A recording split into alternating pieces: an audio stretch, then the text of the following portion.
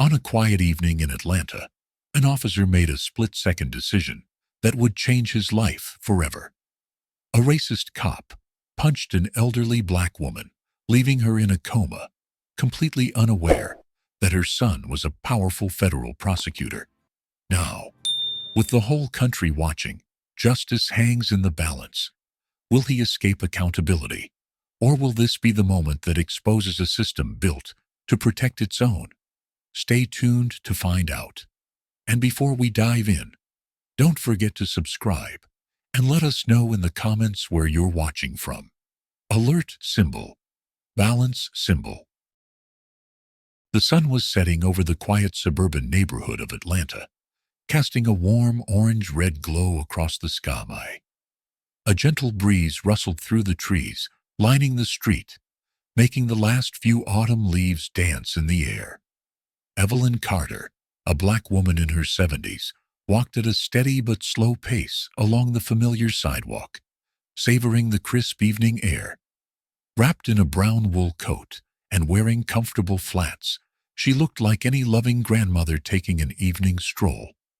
Though she had been retired for years, she still kept her habit of walking every evening, partly for exercise and partly to observe the life around her. Laughter drifted from porches, and the scent of barbecue wafted from a nearby house. This was the neighborhood she had lived in for more than 3 decades, a place where she had seen generations grow up.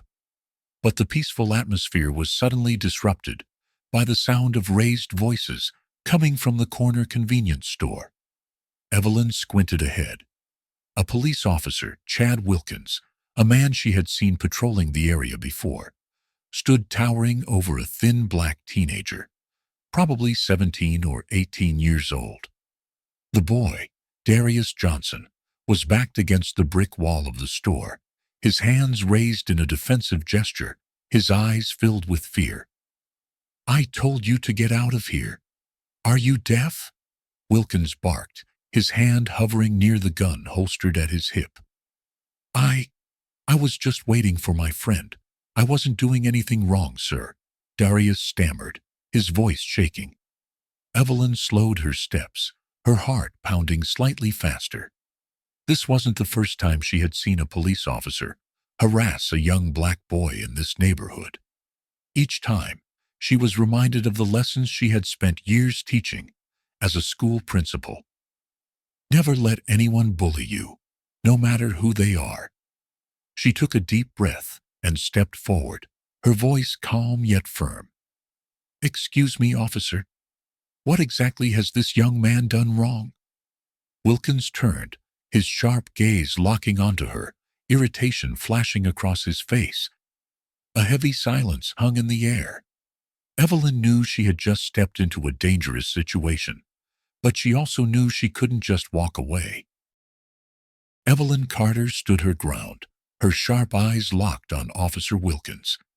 The weight of the moment pressed down on her, but she refused to back away.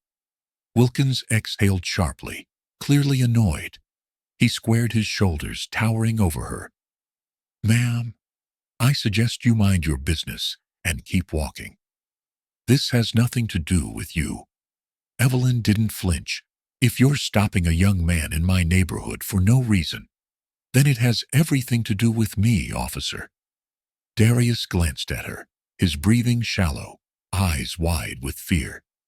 Evelyn could see the boy was doing everything in his power not to panic. "I wasn't doing anything, ma'am. I swear," Darius mumbled, his voice barely above a whisper.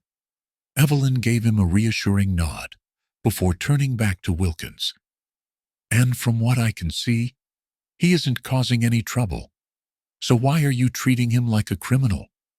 Wilkins clenched his jaw, his patience running thin. This kid was loitering outside the store. The owner called in a complaint. I asked him to leave, and he refused. That's resisting an officer. Evelyn's brows furrowed. She glanced toward the store, where the elderly shop owner was peering out nervously from behind the glass. His expression didn't match Wilkins' story. He didn't look angry, just afraid. That doesn't sound right, Evelyn said. Did the owner really call you? Or did you just decide this boy looked suspicious? Wilkins' face darkened. He took a step closer, puffing out his chest, in an attempt to intimidate her. Lady, I don't have to explain myself to you. If you don't step back, I can arrest you for interfering with an officer. Evelyn felt the knot in her stomach tighten. She knew this was a dangerous game, but she also knew what was right. And what exactly are you arresting him for? Standing here, waiting for a friend? Being black in the wrong place? A murmur rippled through the small group of bystanders that had begun to gather. More phones were out now, cameras recording every second. Wilkins noticed. His fingers twitched near his holster, but he hesitated. He knew he was being watched. Evelyn softened her tone, trying to de-escalate the situation. Officer, I'm not here to make trouble for you. I just think maybe you could handle this differently. This boy isn't resisting. He's scared. And frankly, so is everyone else watching. Wilkins' nostrils flared, his face growing red. I don't need you telling me how to do my job. His voice rose sharply, and with no further warning, his fist shot out, fast, brutal, and completely unexpected. The force of the punch hit Evelyn square in the cheek, sending her stumbling backward. She lost her balance, her feet tangling beneath her, and she crashed onto the sidewalk. The back of her head struck the curb with a sickening thud. A collective gasp rippled through the crowd. Darius dropped to his knees beside her. Miss Evelyn, can you hear me? His voice cracked with panic. He reached out, hesitating to touch her, afraid of making things worse. Blood trickled from a gash on her forehead, staining her silver hair. Wilkins stood frozen, his face drained of color, as the realization of what he had done sank in. His eyes darted around, registering the sea of cell phones now pointed at him. The street, which had been buzzing with murmurs a moment ago, was now filled with an eerie silence. Somewhere in the distance, the sound of sirens pierced the night. The world seemed to freeze for a moment. Evelyn lay motionless on the cold concrete, her silver hair stained with blood. The bystanders, once hesitant, erupted into a mix of gasps and shouts. Oh my God! He hit her, someone yelled. Darius's hands hovered over Evelyn, unsure if he should touch her. His fingers trembled as he gently shook her shoulder. Miss Evelyn, please wake up, he pleaded, his voice breaking. But she didn't respond. The crowd surged forward, their fear now giving way to anger. More phones were raised, recording every second. Officer Wilkins remained frozen for a split second, his face pale. Then, as if snapping back to reality, he straightened up, his expression shifting from shock to forced authority. She came at me. She was out of control, he stammered, raising his hands as if to defend himself. The crowd wasn't buying it. You just punched an old lady, a woman shouted. She was just talking. That's all she was doing. Another voice chimed in. Wilkins' eyes darted around, realizing the situation was spiraling out of control. He reached for his radio with shaky fingers, trying to regain control. I need backup. Medical emergency. Civilian down. Possible interference with law enforcement. His voice cracked slightly, betraying his panic. The sound of approaching sirens grew louder. The tension in the air thickened. From behind the glass of the convenience store, the owner hesitated before stepping outside. His voice was nervous but firm. I never called the police on that boy. You made that up. Wilkins turned sharply. Stay out of this, he barked. But it was too late. More people in the crowd were speaking up, contradicting his claims. A paramedic team rushed in, pushing through the crowd. Step back. Let us work, they ordered, kneeling beside Evelyn. One of them checked her pulse, his face grim. She's unresponsive. BP's dropping. We need to get her to the hospital now. As they lifted Evelyn onto the stretcher, Darius clenched his fists, tears brimming in his eyes. She was just trying to help me, he whispered. Wilkins took a shaky breath, his panic growing. Then his radio crackled again. Dispatch to Wilkins. Do you have any idea who that woman is? Wilkins' stomach twisted. Oh, what? A pause. Then the voice on the radio delivered the words that sent his world crashing down. That's Evelyn Carter. Her son is Brandon Carter, the federal prosecutor. Wilkins' breath hitched. His hands went cold. And for the first time that night, real fear settled in his chest. The fluorescent lights of the emergency room buzzed faintly as Brandon Carter pushed through the double doors, his breath heavy, his mind racing. The moment he received the call, his world had shifted. His mother, Evelyn Carter, the strongest woman he had ever known, was in critical condition. A nurse approached him, her face tense with controlled urgency. Mr. Carter, I'm Nurse Evans. Your mother suffered a severe head injury. She's stable for now, but unconscious. The doctors are running tests to check for internal bleeding. Brandon swallowed hard, his jaw clenching. Can I see her? Nurse Evans hesitated. Only for a few minutes. Brandon nodded and followed her to the hospital room. The sight before him sent a sharp pain through his chest. His mother, a woman full of fire and resilience, lay still, hooked up to machines, her face bruised and swollen from the blow. The bandages around her head were stark against her brown skin, and the rhythmic beeping of the monitors was the only sound in the room. He sat beside her, gripping her frail hand. I'm here, Mom. I'm not going anywhere, he whispered, his voice thick with emotion.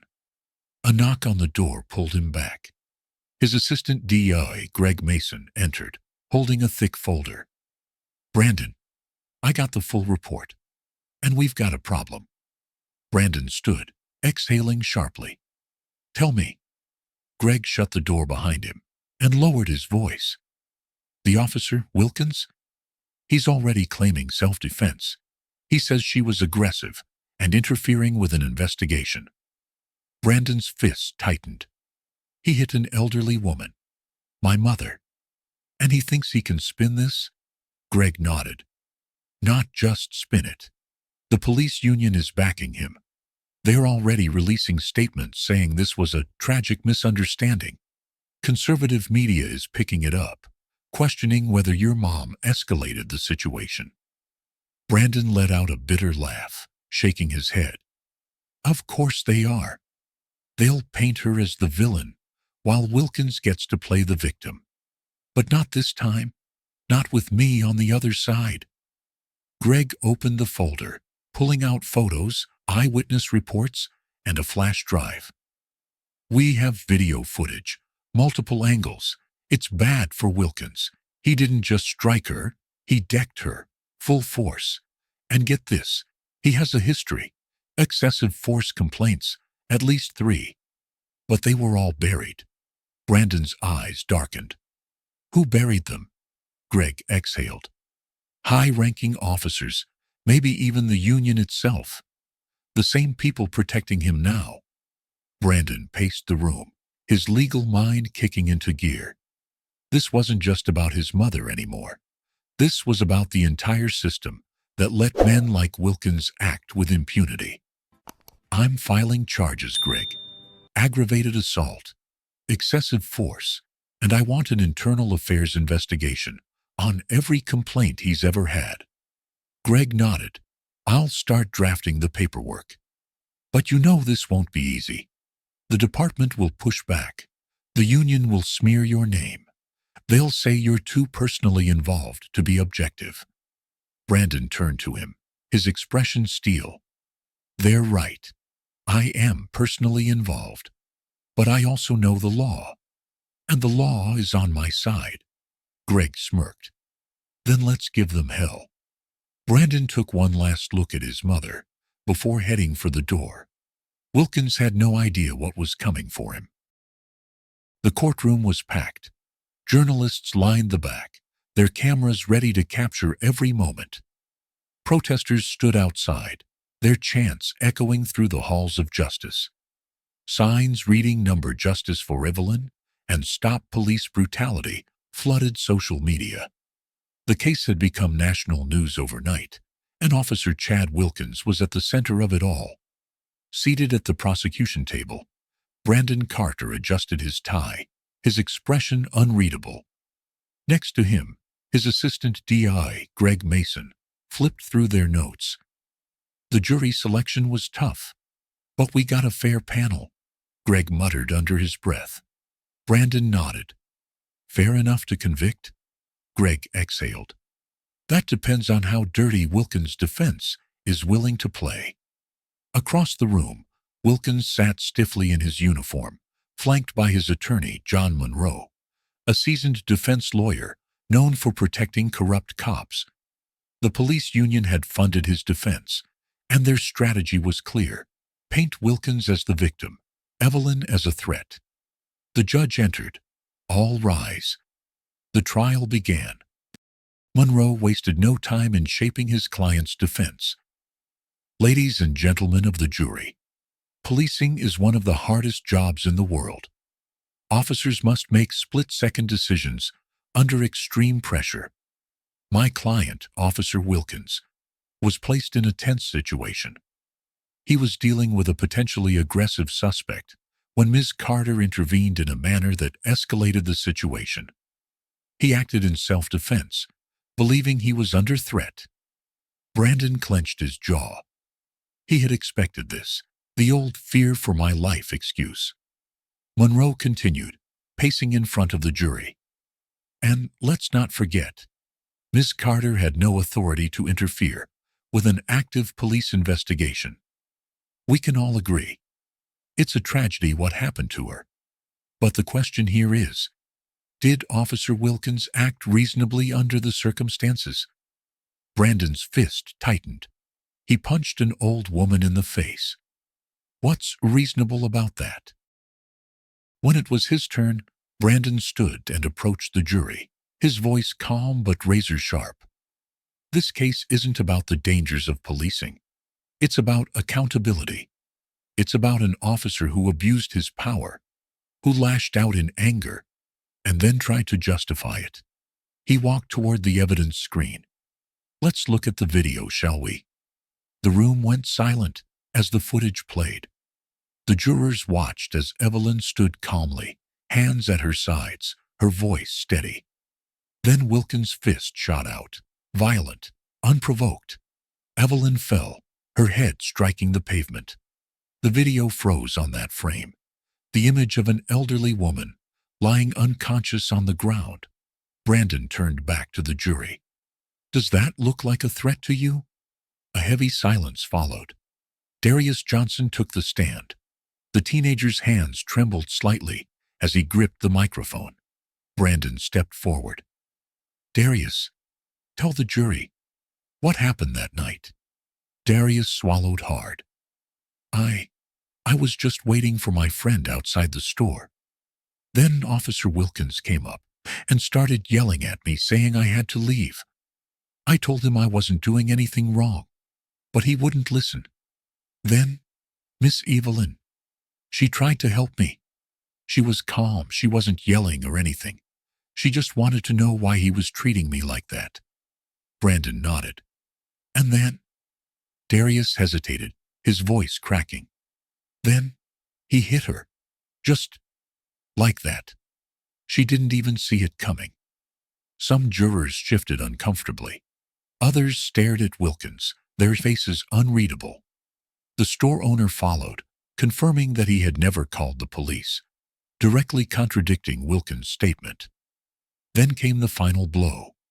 Internal Affairs investigator Lisa Martinez took the stand, revealing the long list of excessive force complaints against Wilkins, all of which had been swept under the rug. Officer Wilkins had 3 prior excessive force complaints, all closed without a full investigation. Records indicate that superiors in the department shielded him from disciplinary action. Brandon folded his arms. So, this wasn't an isolated incident, was it? Lisa shook her head. No, sir. This was a pattern. And the department let it continue. Outside the courthouse, protesters grew louder as the trial progressed. News stations ran headlines like, "Racist cop on trial. Will there be justice for Evelyn Carter? Federal prosecutor takes on police corruption. Brandon Carter versus the system. New evidence suggests cover-up. Who's protecting Wilkins?" Wilkins was no longer just one officer on trial. The entire system that had protected him was now under scrutiny. His attorney knew it. The department knew it. The police union was now scrambling to distance themselves. Brandon could feel it. They were close. Wilkins wasn't just going down for this case. He was about to take a whole network of corruption down with him. The tension in the courtroom was suffocating. The jury had been deliberating for hours, and now, as they filed back into the room, all eyes were on them. Brandon Carter sat motionless at the prosecution table, his hands folded neatly. But inside, his heart pounded. He glanced at the defendant's table. Officer Chad Wilkins sat stiffly, his lawyer whispering something in his ear. Wilkins' face was pale, his bravado from earlier long gone. The judge turned to the jury foreperson. "Has the jury reached a verdict?" A woman in a navy blazer stood, unfolding a small slip of paper. Her voice was steady. "On the charge of aggravated assault, we find the defendant guilty." A collective gasp rippled through the courtroom, followed by hushed murmurs. Wilkins flinched as if he'd been struck. His lawyer's mouth tightened, but he said nothing. The foreperson continued. "On the charge of excessive use of force, we find the defendant guilty." Brandon let out a slow breath, feeling the weight of weeks of sleepless nights finally lift. He turned slightly, catching the relieved expressions on the faces of the courtroom spectators. The store owner nodded. Darius Johnson, sitting in the back row, wiped a tear from his cheek. Wilkins' lawyer shot up. "Your Honor, we request leniency in sentencing. Officer Wilkins has served this city for years. He was in a high-stress situation." Brandon stood. "Your Honor, this was not a moment of stress. This was an act of violence. An elderly woman was hospitalized. Had she not survived, we'd be looking at a murder trial. This man does not deserve leniency. He deserves to be held accountable." The judge nodded solemnly. "The court agrees. Sentencing will be determined at a later date, but the defendant will be remanded into custody effective immediately. Officer Wilkins, you are hereby stripped of your badge." A hush fell over the room as the bailiff approached Wilkins. He didn't resist, as his hands were pulled behind his back and cuffs clicked into place. His eyes, once filled with arrogance, now burned with humiliation and fear. As he was led out, reporters swarmed the courthouse steps. Protesters outside erupted in cheers. "Justice for Evelyn," they chanted. The news headlines flashed across screens nationwide. "Former officer found guilty in brutal assault case. Brandon Carter's fight for justice. A victory against police corruption." A week later, Brandon sat in a hospital room, watching as his mother slowly stirred awake. Her eyes fluttered open, and for a moment, confusion clouded her expression. Then recognition settled in. "Brandon?" Her voice was weak but steady. He leaned forward, squeezing her hand gently. "I'm here, Mom. You're safe." She studied his face, noticing the exhaustion, the weight he carried. "You fought for me, didn't you?" Brandon swallowed hard, nodding. "I did. And we won. Wilkins is going to prison. The world saw what happened to you. They couldn't ignore it." A slow, proud smile spread across Evelyn's bruised lips. Not just for me. You fought for all of us. Brandon felt the lump in his throat tighten. And I won't stop, Mom. Not until they stop protecting men like him. Evelyn squeezed his hand. Then don't. Keep fighting. Brandon nodded, his resolve stronger than ever. The sun was beginning to set, outside the hospital window, casting warm golden light over the quiet room. Evelyn Carter sat propped up on pillows, her strength slowly returning. The bruises on her face had started to fade, but the weight of what had happened still lingered in the air. Brandon Carter sat beside her, his suit jacket draped over the back of his chair, exhaustion written in the lines of his face. For the first time in weeks, the world outside felt a little quieter. The trial was over. Justice had been served. And yet, Brandon knew this wasn't the end. Evelyn studied her son, her wise eyes, seeing past the tiredness to the determination that burned beneath it. You're not done, are you? She asked softly. Brandon exhaled, rubbing a hand over his chin. Not even close. She nodded, as if she had expected that answer. Good. Because this fight isn't just about me. It never was. Brandon looked at her, his mother, the woman who had taught him right from wrong, who had stood up for him and countless others throughout her life. Even now, after everything she had endured, she still wasn't thinking about herself. Mom, you could have walked away that night, he said, his voice quieter now. You didn't have to step in. Evelyn smiled, her fingers gently squeezing his. And if I had just kept walking, what would have happened to that boy? Brandon thought about Darius Johnson, the teenager who had been moments away from becoming another statistic, another name, in a system designed to work against him. His mother's bravery had saved that boy's life. The world is watching now, Brandon, Evelyn continued. They see the truth. But you and I both know how easily the truth can be buried. You have the power to keep it in the light. Brandon let her words sink in. The trial may have ended, but the system that had protected Wilkins for so long was still standing. There were more officers like him, more cases like this one. And now, he had the leverage to take them down. A knock on the door interrupted his thoughts. Greg Mason peeked in, holding a folder. Brandon, we need to talk. There's more. Brandon sighed but stood, straightening his tie. Before leaving, he leaned down and kissed his mother's forehead. Get some rest, Mom. I've got work to do. Evelyn smiled. I know you do. As Brandon stepped into the dimly lit hallway, he knew this wasn't the end. This was just the beginning. The story of Evelyn Carter and Brandon Carter is more than just a courtroom drama. It's a reflection of real-world injustice and the ongoing fight for accountability in law enforcement.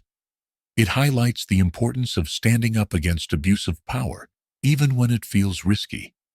Evelyn's courage reminds us that silence enables oppression, and one voice can spark change.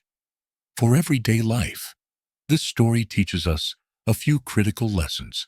Speak up for others, just like Evelyn did for Darius. We must stand up when we witness injustice, whether it's racial profiling, workplace discrimination, or any abuse of power. The power of evidence. In a digital age, video recordings and witness testimonies play a crucial role in ensuring accountability. Always document wrongdoing when it's safe to do so. Legal and systemic change takes time. Brandon's relentless pursuit of justice proves that real change happens through persistence, legal action, and public pressure. Community matters. The public's response played a key role in ensuring Wilkins was held accountable.